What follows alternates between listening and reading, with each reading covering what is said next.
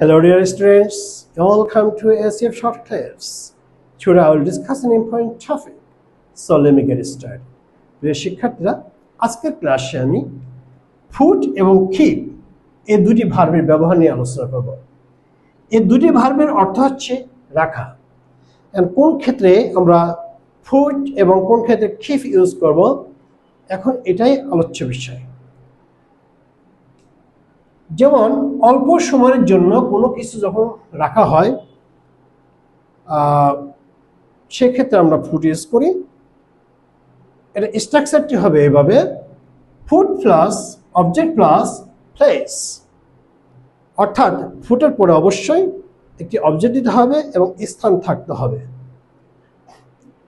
আমরা উদাহরণ হিসেবে বলতে পারি, foot the book on the table, foot your phone away, অর্থাৎ টেবিলের উপর বইটি রাখো অথবা তোমার ফোনটি সরিয়ে রাখো।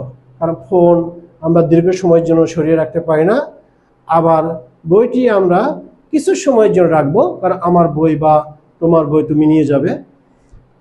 এরপরে কিপ, কিপের অর্থ হচ্ছে রাখা। এটা কখন ব্যবহৃত হবে? দীর্ঘ সময়ের জন্য কোনো স্থানে যখন আমরা কিছু রাখি সেক্ষেত্রে আমরা কিপ ইউজ করি। এর স্ট্রাকচারটি হচ্ছে keep plus object plus place. আরেকটি স্ট্রাকচার আছে keep plus V1 plus ING form. আমরা উদাহরণ হিসেবে বলতে পারি, keep your phone with you, অর্থাৎ তোমার ফোনটি তুমি তোমার সাথে রেখো। তবে এটা ক্ষণিকের জন্য না, দীর্ঘ সময়ের জন্য, এটা তোমার ফোন। তারপরে আমি বলতে পারি keep the food into refrigerator, অর্থাৎ আমরা অল্প সময়ের জন্য রেফ্রিজারেটর খাবার রাখি না, এটা দীর্ঘ সময়ের জন্যই রাখি।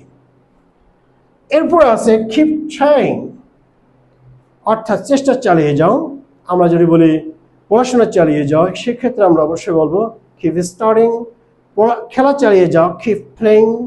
লেখা চালিয়ে যাও, keep writing.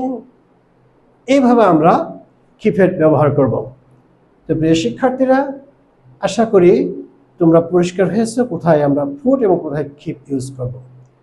Have a nice time, all the best.